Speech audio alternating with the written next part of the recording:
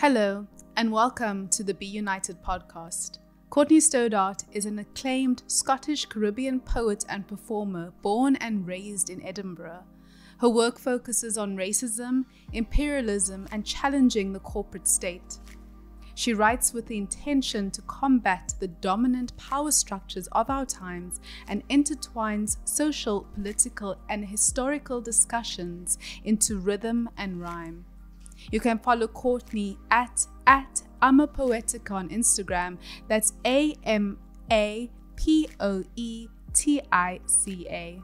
Stay connected. It's time to unite.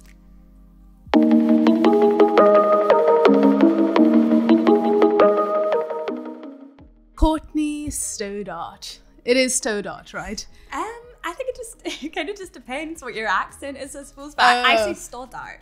Stoddart. Okay. But I don't know. I think it just depends on your accent. I'm fine with whatever. So. I really need to get my Scottish accent on point. I love the Scottish accent. It's one of my favorite accents ever. Yeah, definitely. And it's so diverse as well because like Glasgow sounds so different from Edinburgh. Yeah, totally. Well, thank you for being on the podcast. I'm really excited to have you on here today.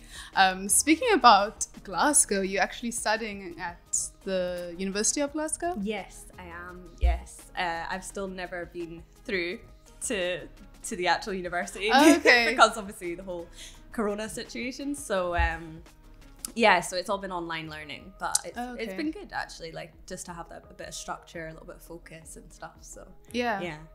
And you're doing your master's in creative writing. Yeah, cool. So it's good. I've just finished up all my classes and I'm gonna do my dissertation. It's coming up, so nice. Yeah, so then I finish in August. So do you have a topic? So I'm basically gonna call it I'm working on a few different names, but for now I've kind of decided on Escape from Babylon, Explorations on Liberation. So it's just going to be a collection of poems and essays on the ideas and themes of liberty, and obviously you have to study the opposite of liberty as well to know what liberty truly is. So oppression and constraint and all that kind of stuff. Wow, that's beautiful. Yeah, so. Where do you think you'd find your literature from? Well, I'm mostly going to do personal essays, so kind of reflective pieces, which kind of means that I don't have to reference as much work. Oh, so your own work? Yeah, it's going to be my own poems, my own essays on that theme. So yeah. That's incredible. Yeah, so it's like I'm researching yourself. Yeah, totally. Yeah. I find that's what I kind of like more so about the creative writing as opposed to sociology, which is what my undergraduate was in.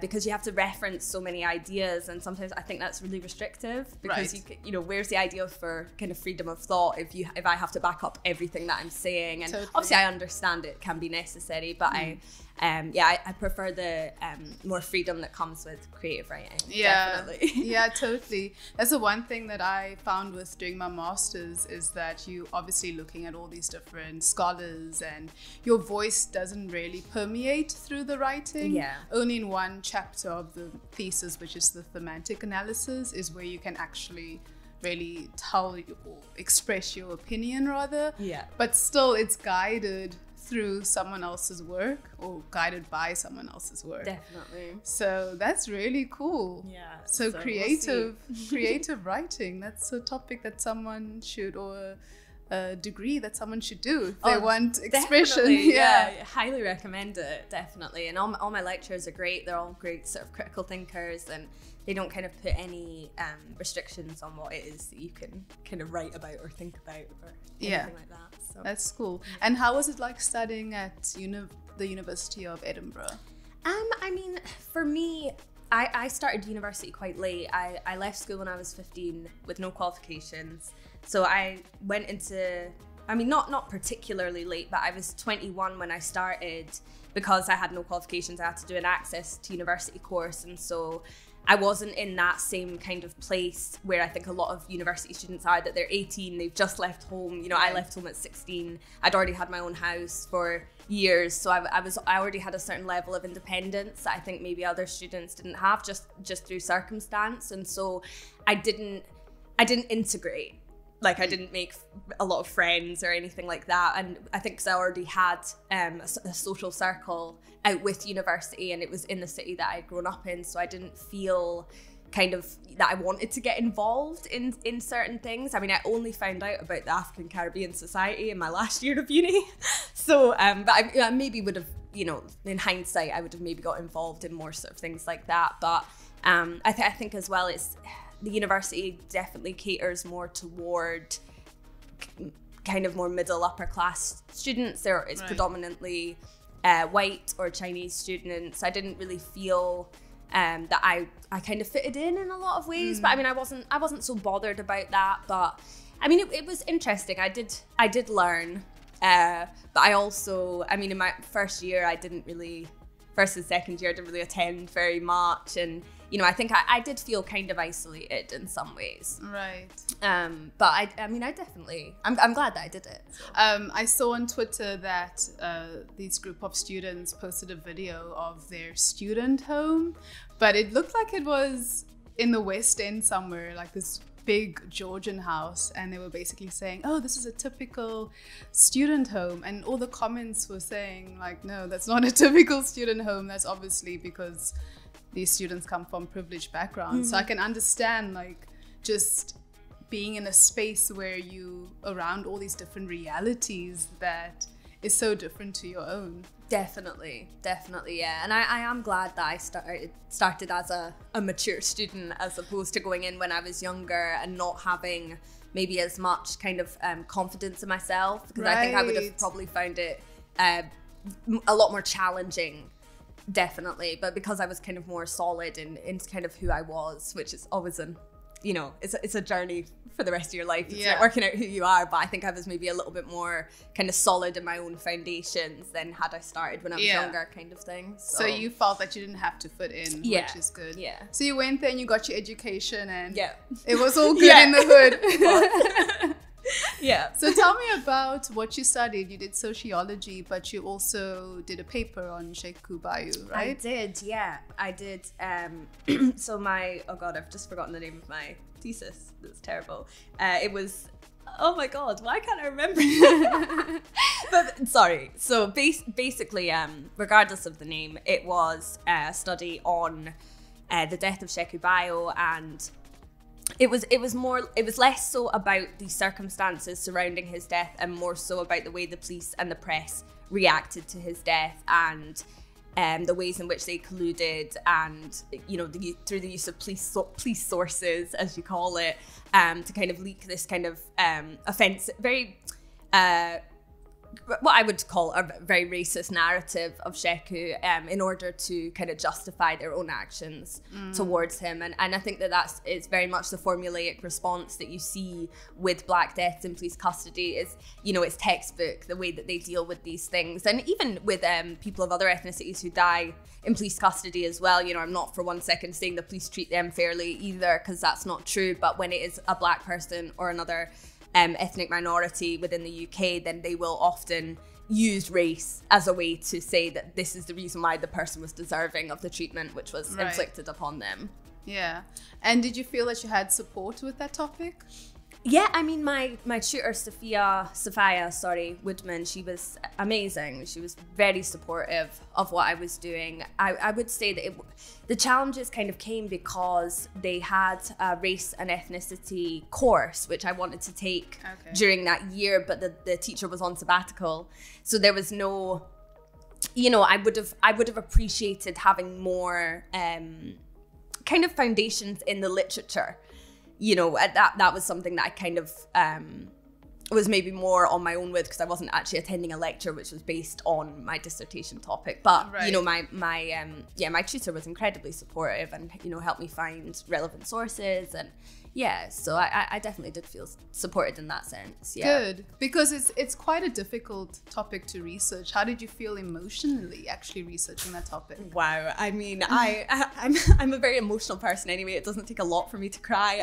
I cry when I'm happy, I cry when I'm sad. So but yeah, I mean, I find myself like you know, in the library, like in floods of tears, you know, because it's, you know, I've got two mixed race brothers. I've got, you know, a Black uncle. I've, you know, so from a personal level, you know, it can be hard to prevent yourself from putting yourself in the situation of the family of someone who has been essentially murdered by the police. It's hard not to you know, empathize and put yourself in that person's shoes and be like, oh my God, you know, that's horrific. And also, you know, researching sort of cases like Joy Gardner's, you know, who was a black woman who was horrifically murdered by the police, and, you know, in a really, really violent way. And I think it's, I think that anybody who's kind of in touch with their emotions would find that painful. I don't think there's any way that you can separate yourself from that as a researcher. That's always going to come into play, you know.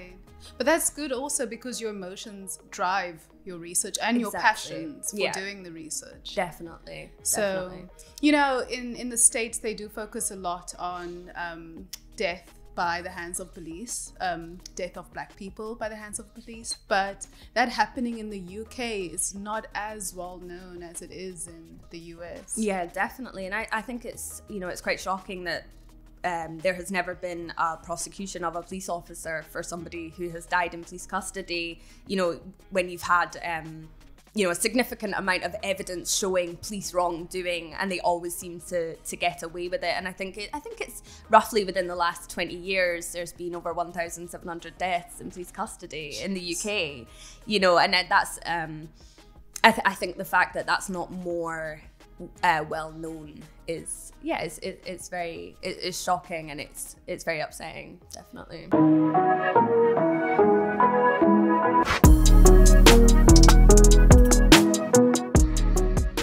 So you have Caribbean heritage, right? Yes, I do. Yeah. Okay, cool. So can you tell me more about that? Yeah. So I realized when we did this show reel, that I said I sort of had sort of different cultural influences, which it's very much true. You know, I grew up, you know, my parents were both massive fans of, you know, music of sort of Caribbean and, you know, black origin, if you will. But my mom was adopted by a white family, and so we kind of didn't get in touch more so with that Caribbean part of our heritage until later on. My mom met her birth mom when I was about 12.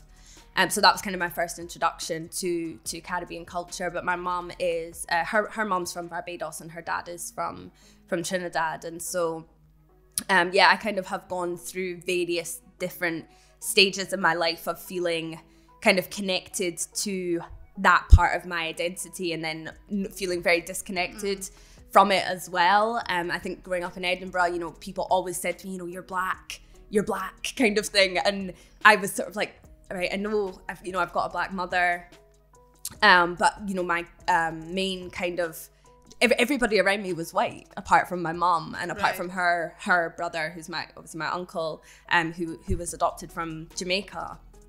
So I didn't kind of have an understanding of what it actually meant to be black. And I think, you know, that it's so ambiguous anyway. Do you know what I mean? We're not homogenous. Exactly. But, you know, what I found difficult was having that projected onto me, but not knowing within myself what that actually meant to me, through my own kind of self-definition. But recently, so when was it? Yeah, my mum moved, went to Barbados around 3 or 4 years ago now, it must have been, and she just fell in love with the place. She got her citizenship, and she's still there right now. Okay. Yeah. So that must be nice. Yeah. So then I think, so last year I went to visit my mum in Barbados, which was just a incredibly powerful experience. I went for 10 days in February. And I fell in love with the place as well, but it was very painful at the same time, because I could see how I wouldn't even call them vestiges, because there's so much more than that, but the way that white supremacy, imperialism and colonialism still very much has its firm grasp upon Barbados. And so that was very painful to see. And also the sort of worship of whiteness there as well, and, you know, being mixed race and having always been told, you know, here that I'm black, you know, when I've tried to tell people, well, my dad's white, so I'm not, you know, that's not really mathematically, you know, accurate for me to say that I'm fully black, because I'm not. My dad's white. So, but, you know, there I was kind of getting called European. They'd be like, oh, European girl and all this stuff. And I was just like, you know, it kind of made me more so aware of the, just the way that nothing is really fixed in that sense, and that, you know, their different cultural attitudes will perceive you in a different way, and that's, you know, I'm fine with that. But yeah, also, I mean, because growing up in Edinburgh, you know, I was always very aware that people would speak to my mum in a different way from the way that they would speak to me, because I'm lighter skinned and therefore I'm more palatable to the white gaze. But then I also realized in Barbados that to other black people, not to all black people there, of course, but to the ones who maybe have internalized a certain kind of self-hatred which has been put upon them from white supremacy, that they would also speak to me with more, I don't even really want to call it respect, but maybe even more sense of like being courteous than they would to my mum. And I was like, you know, we're in a country full of black people, and yet you're, you know, still, you know, the colorism, all this kind of stuff is still so heavily within the minds and hearts of people there. Not everybody, of course, but certainly enough people that it's have you been to Trinidad? No, I haven't. Okay. I haven't. That'll be on the list, definitely. Yeah. And but I went for 10 days to Barbados, and then just before the lockdown hit, I went back to see my mum again, because me and my mum obviously hadn't lived together for like over 10 years when I went back. And so, you know, I was just sort of desperate to see her again, and they just sort of cancelled the universities, and I thought, oh, I'll go over for a month, it'll all blow over with this whole corona thing, everything will be fine. And got stranded there for a whole 2 months, which was a very interesting experience, and I definitely learned a lot during my time there. And I'm kind of glad for it. There were times where I was like, I think I'm gonna die on this island. Like, I'm never gonna get back to Scotland, kind of thing. But it reignited in me a sense of my like Scottish cultural identity as well, because I realized how Scottish I really am, in a way. So I you know, I think it was a sort of a very fortuitous experience in a lot of ways, definitely. With the sort of hardship that came along with it as well. But so you prefer to visit there? I don't think I could live there in Barbados. For one, as well, it's very expensive. Like, really? I mean, when you buy locally, you know, from the sort of markets and stuff, it is cheaper. But because they have such a kind of population of white expats as well, they very much cater to that, and the prices, I think, reflect that as well. And also because they have to import so much stuff, because it's such a tiny little island. So you know, if you're buying local produce, it's going to be cheaper, but anything kind of out with that is, I mean, it's more expensive than London. Like, it's wow, it's expensive. Interesting. Definitely. So I wouldn't necessarily want to live there, I think. With that being said, do the locals benefit from the tourism industry? I mean, I think that, you know, it's a difficult one, because you've got these, you know, so many guys that work on the beaches, and they'll spend their whole life working on the beaches, working for white tourists, essentially, which, I don't know, to me, obviously this is my own, you know, personal way of looking at it, but to me there's something quite sad about that, because it looks like a continuation to me, or a continuum of colonial legacy, very much, you know. And so, I mean, you could say they benefit from it in a small part economically, but I don't think that it's enough to warrant what it actually is, if that makes sense, you know. And I managed to make a lot of friends there, and you know, I think a lot of people feel disenfranchised. They feel that they're not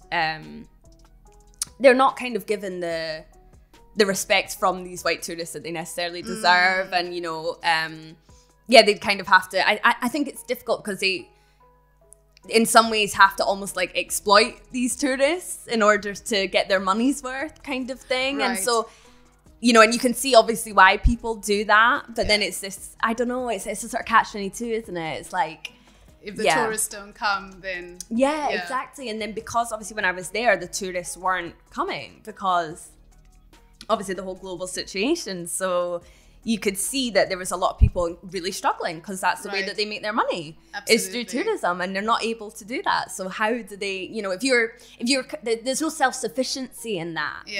You're completely reliant upon, you know, what could arguably be viewed as your oppressor to give you money, which then also in turn gives you a sense of freedom. And do you know what I mean? It's so convoluted.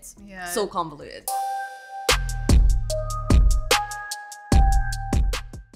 I remember you performed at the Black Lives Matter protest, right? That was the first time I heard you perform. And then I contacted Benita because she was running the Edinburgh in Solidarity page. Back then it was still called that. And I said, who was that girl that performed? I was like, I need to know her name because it was absolutely incredible. How was that performing at the protest? That must have been, I would have been scared as hell. I mean...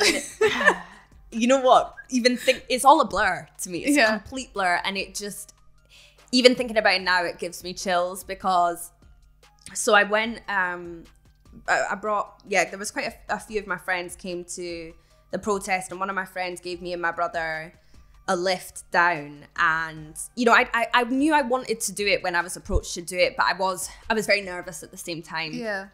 And so when we were driving down, I just saw hundreds and hundreds of people with signs and like I was shaking like profusely. Like I was like, you know, I was just like, oh my God. Like I can't, you know, total freaking out because I didn't think it was going to be as big as it was. Right. You know, I've heard, someone told me there was like 8,000 people there. I don't know if it was actually that. That's maybe like an overestimate. Someone told me that. I don't know if that's actually accurate, but there was definitely a good few thousand there. Definitely. Sure. And I mean, the biggest crowd I'd done prior to that was when I was in Brazil, which was maybe about 1,000 people. So that, you know, it's quite a big difference. Yeah, 1,000 people is still a lot. Yeah, jeez. No, it was a lot, yeah. But that was kind of the only thing I had even close to that, you know. And so, so like we've got out the car, we like walked up to the bit where, you know, they had all the speakers and everything. And I can't remember what time they told me I was going to be on at, but they ended up calling me a little bit earlier, and which I'm so glad they did because I think I would have just been a total mess, having to just wait because it was the anticipation. Yes. You know, it's just like at any gig. It's like if you're going last, you have to, want to enjoy everyone's performances, but you're just like sitting there, like, you know, with this sort of burning energy inside you. So I'm so glad that I was actually called a little bit earlier. And all I can remember is just like, I can't remember what I was holding, but I just kind of thrust it to my friend, just like, take that. And I just like started just walking, like I didn't even say anything to anyone. Like I couldn't even say, right, oh, wish me luck. You know what I mean? I was just, had to just tunnel vision, just walk up there because there was just so many people. And I mean, I was like shaking throughout the whole performance. I was so worried I was going to like forget my words or something. You know what I mean? Just those sorts of things. So and I was very conscious as well that I wanted to put across a message of, you know, this is what Black people are experiencing. This is what they've been experiencing for a very long time. But I also wanted to put across a message of unity because without that, if you don't strive for that, you are going nowhere. Yeah. Do you know what I mean? Because it can't turn into this, you know, because I've been there in my life where I felt like I hated white people, even though I'm half white.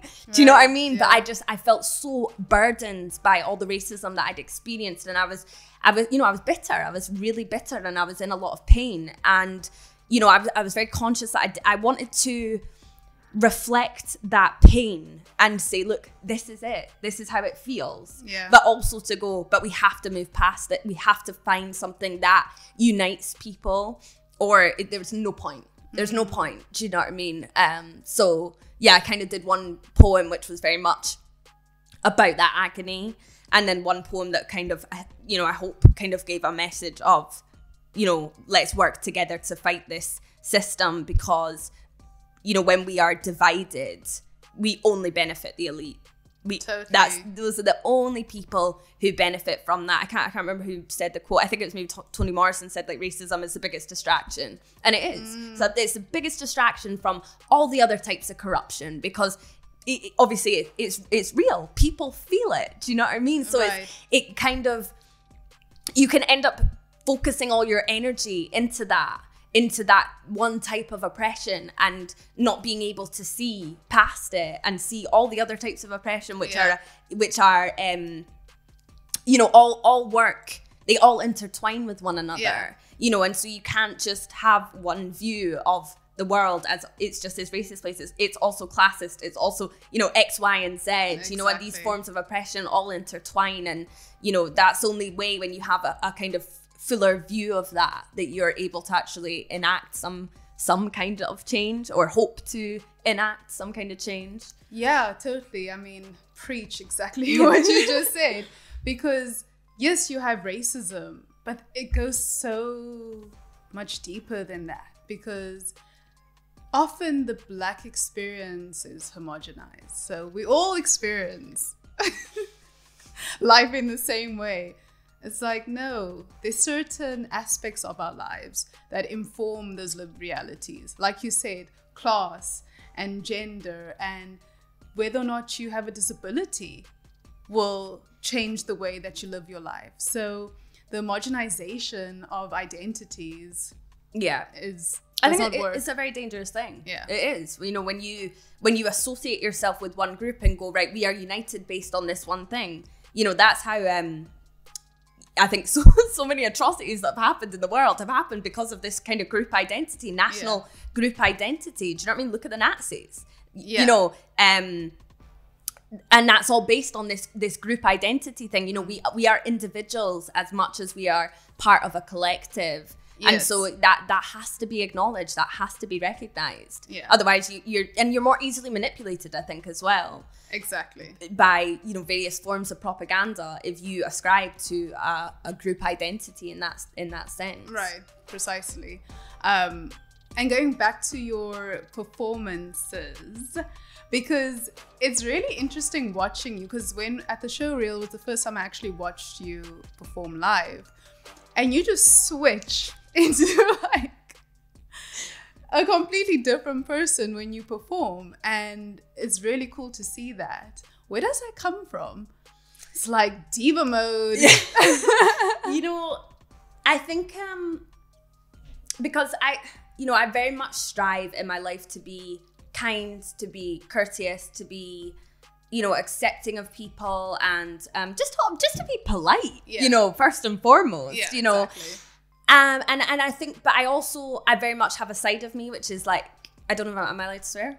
Of course. Which is like, don't fuck with me. Right. Do you know what I mean? Because I've experienced a lot of trauma in my life. I've had a lot of really horrific experiences, and so from that I have, I think I've still kept my ability to love, which is very important to me. I've not become cold, but I have also got a side of me which I won't put up with bullshit from people. You know what I mean? And I think that side of me comes out when I'm on stage, because especially the topic matters that I'm talking about, I don't know if it would have the same impact if I came on the stage and spoke in, the way that I would speak to my friends, or the way I'm speaking to you right now, or the way that, do you know what I mean? It might not have that impact. And, that wasn't necessarily like a thought out thing when I started performing. I wasn't like, right, I'm just gonna be like this, but that's just what comes out of me when I am on stage. It's and in that sense it feels natural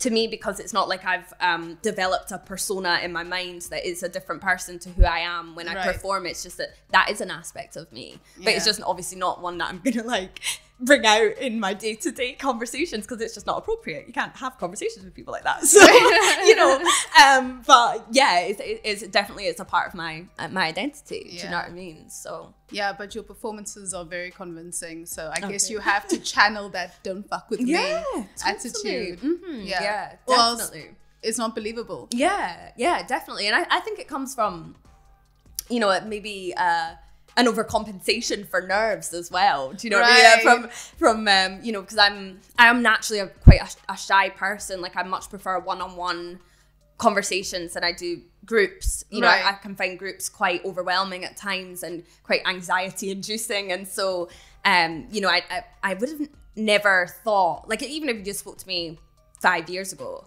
and told me that I was going to be performing regularly, I would have told you that you were stupid. not stupid, but you know what I mean? I would have been like, no way, absolutely not. Like, I don't know where you're getting this idea from, because it was so far removed from my reality then, and then it all just kind of happened so fast that I just, it was never something that I'd intended on doing. I just wrote for my own catharsis and my own therapy, and that's why I wrote. And then it just kind of spiraled through a certain set of circumstances. And so, I've not really kind of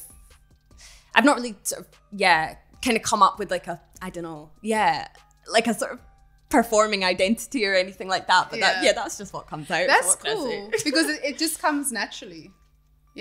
Definitely. And I think people can sense authenticity, whatever it is. Exactly. You know, you can, on some sort of biological level, I think we can tell when people aren't being themselves or are being fake in some kind of way. And so I think as long as I do what feels natural to me, then that's what it's going to resonate with other people. Exactly. You know, whether it's a softer approach or a more harsher one or whatever. I think as long as you're being yourself in some regard, that resonates with other people because they can feel it. Yeah. And the thing with spoken word is you have to be yourself, because I guess there are different styles to spoken word. But when you try and copy someone else, it's not something that's you. Exactly, yeah. It's just good to do what you want to do exactly. on stage. Yeah, definitely.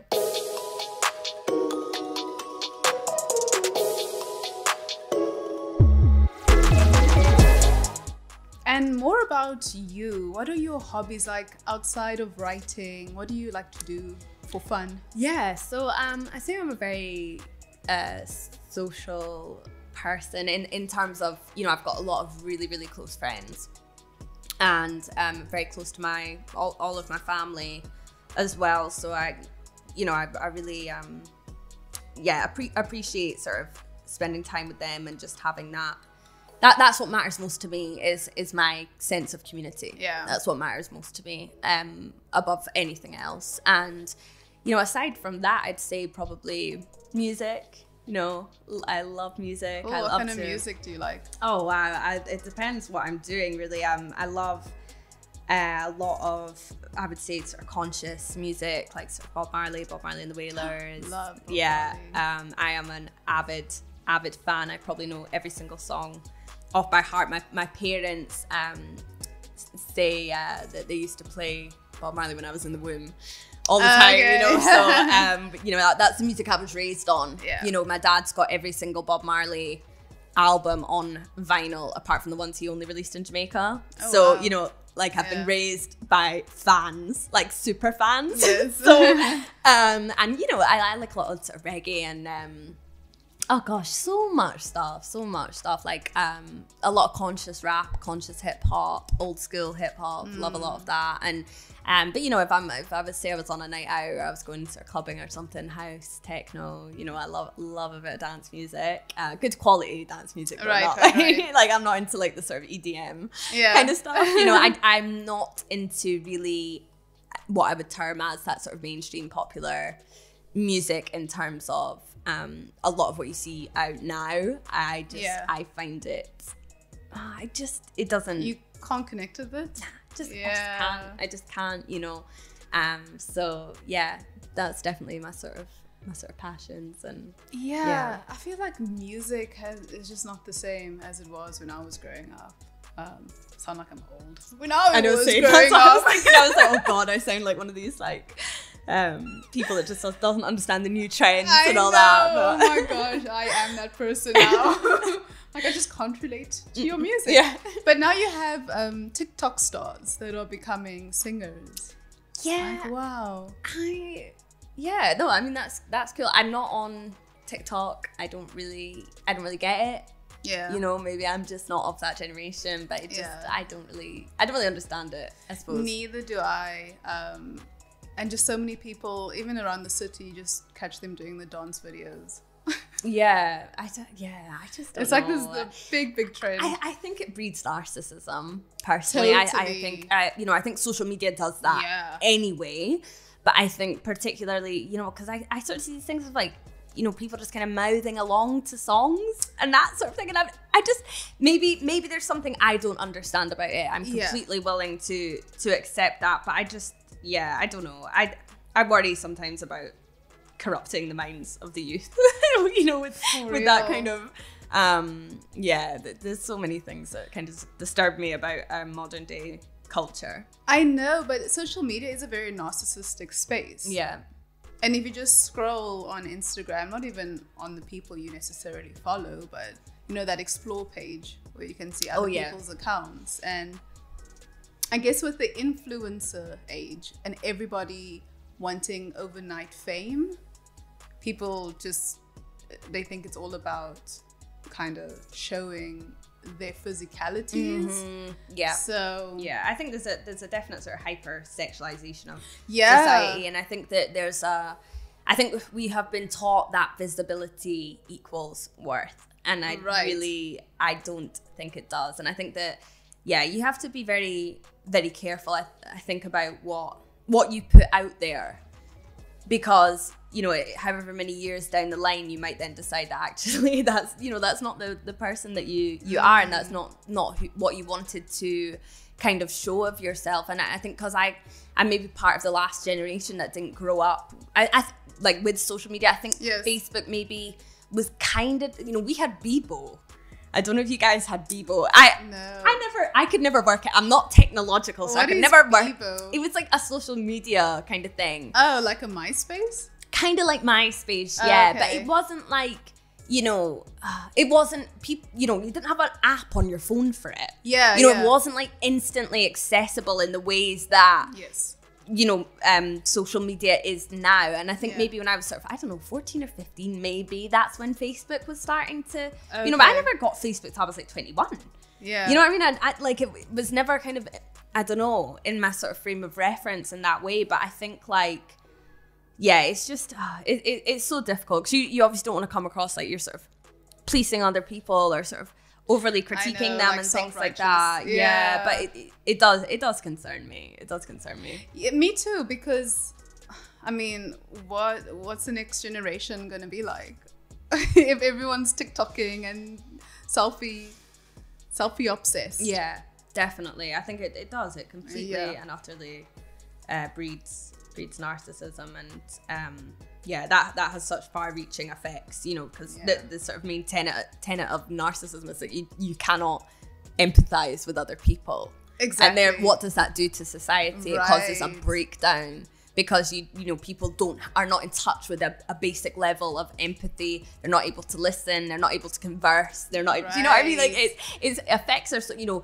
you can look at it and go, it's harmless, and you know, you're just out of touch and that kind of thing. But I think it's so far-reaching. And again, just like with the whole pandemic thing, we're not going to know what the effects of that truly are until however many years down the line, when it's too late to actually do something about it. And you know, you've got generations of children being raised by iPhones and iPads as opposed to parents. And exactly, because it's maybe easier for some parents because they're busy, and it's also important to acknowledge that sometimes for a parent it's easier just to give a child an iPad because they themselves just need to unwind and take a break. Of course, completely. And I think that's where again, like our loss of community, because what people would have done, say 50 years ago when their kid was doing their head in, it's like, right, go see your granny. Yes. Do you know what I mean? Right, go out and play with your pals, go out and do whatever. But now it's like, right, I'll give you the iPad and you can just shut up. In that sense, do you know what I mean? Because parents need respite from children. That's completely understandable. But through this kind of breakdown of the family unit, through this breakdown of community, then you find other avenues to do that, and they are arguably more detrimental for the good of humanity, you know. Totally. And the internet can be such a dangerous place for children because a lot of things aren't censored. Like if you go on YouTube and you watch current music videos like Cardi B, OMG, I was like, really? This is actually allowed? I personally think that's quite dangerous. Yeah, I really do. I think that the effect that has on a child's mind is it's untold. Yeah, the consequences of that definitely. We have a massive like pornographization of society. Definitely. Exactly. Yeah, and it's so normalized now as well, and you're seen as a prude if you don't go along with that narrative. Yeah, you know. Exactly. Yeah. And like you said, it is normalized, but as an adult, when you watch something like that, it's easier not to let that influence you. But as a child whose brain isn't fully developed and they're watching, do you know that song WAP? Don't get me started. Oh my gosh, that video was like, whoa. And then you have Kylie Jenner on that video. And she has major influence. Little girls that want to be like her, and little girls that literally cry hysterically when they see her. And I just find the whole idolization and glorification of celebrities to be really weird. Yeah.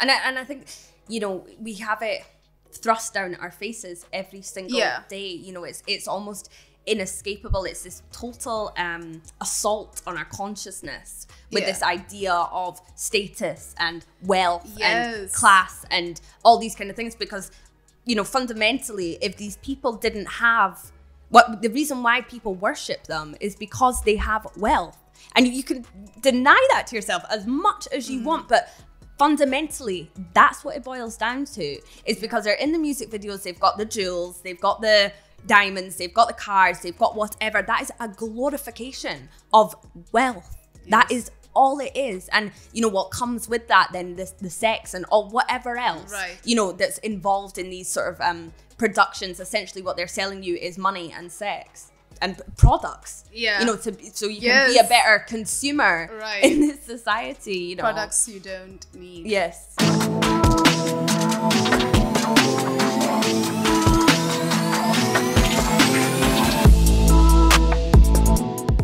But just one last question before we wrap up. Yeah.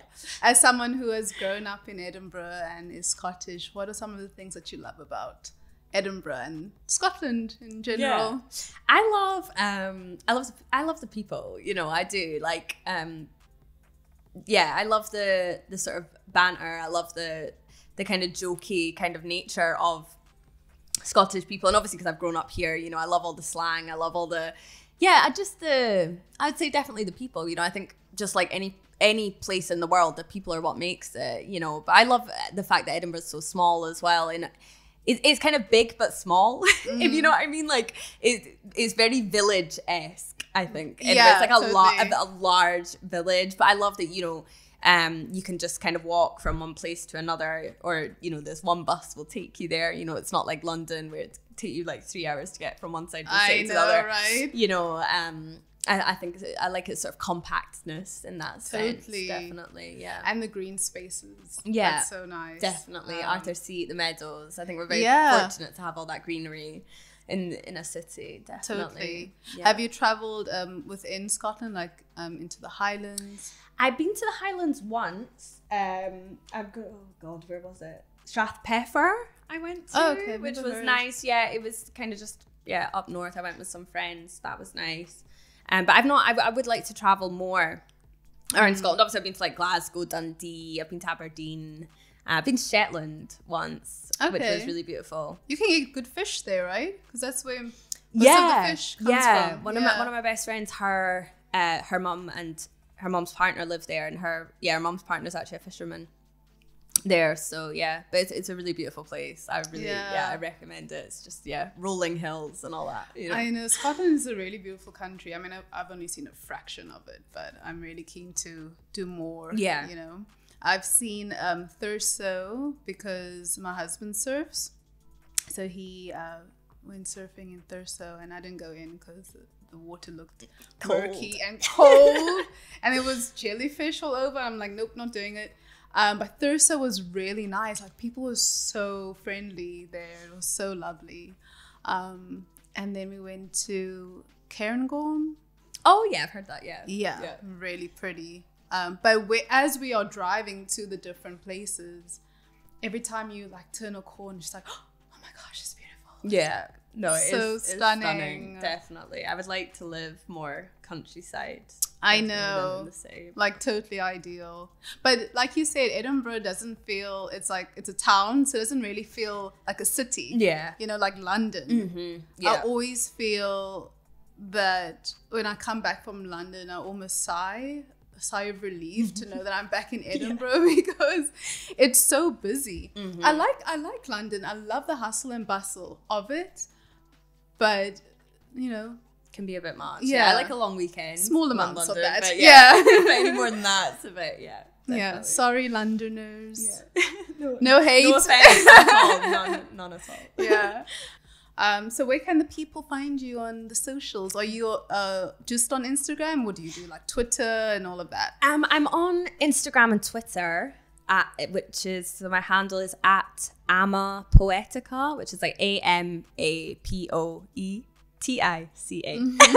And then I'm on at Facebook. I have a Facebook. My friend runs it for me, so I don't ever go on it. But it's Courtney Stoddart Poetry as well. Okay, cool. So she sort of updates that for me because I that's can't cool. work Facebook. I don't like Yeah. it at all. So. I actually wanted to ask you, where does Ama Poetica come from? Oh, right. So basically my middle name's Ama, which kind of means various different things in different languages. I think in Twi, it means, what is it now? It means born on a Sunday or something like that. And then it's also a Japanese word for like female deep sea divers. And then in some like old sort of, I think it's some, I can't remember. It's not Arabic, but it's maybe like some sort of ancient form of Arabic. It's it means like slave, and I just found all these different meanings for what it meant. And in Cherokee actually it means water. Interesting. As well. So I just thought I don't know. And as well, it's always been my kind of one connection to my sort of Afro-Caribbean heritage through my name, because Courtney Stoddart, that could be any average Scottish girl, do you know what I mean? But Ama kind of gave me that sort of connection to that in a different way. So, and then Poetica, I think it's Latin for poetry. But you know why I actually came up with it is because when I first started performing, I basically had I had no social media at all. And people were like, oh, you need to make an Instagram and this and that. And when it came up with like a username, I don't know why in my head, I thought I couldn't just put Courtney Stoddart, but I was like, oh, I'm going to have to think of like a username. And so I just started thinking, and I was like, I'm going to do like Ama and then Poetica, and then that was it. But then I realized sometime later, I was like, I could have just put my own name as that. But yeah. But whatever, it's kind of it's a cool name. Yeah, so I really like it. So when you perform, do they introduce you as Ama Poetica? No, it's literally just an Instagram. It's just a social media thing. Cool. Courtney Stoddart. Yeah, that's what I'm usually introduced as. So yeah. There was another question I had about your poetry. How has that been received? In terms of like audience wise, or yeah. I mean, I've never really had any difficulties. Okay, that's good. Which is good because you challenge. Yeah. People have always been very receptive to me. I've had a couple of incidents. I had one where I performed at the Scottish National Portrait Gallery, and a man came up to me afterwards. It was an event that was kind of, I think it was in part Edinburgh Uni with the Scottish Portrait Gallery. I can't remember exactly what it was for. Something to do with Robert Louis Stevenson. Yeah. And they asked me to like read a poem there. And basically, this guy came up to me afterwards, and he was like, how did you worm your way in here?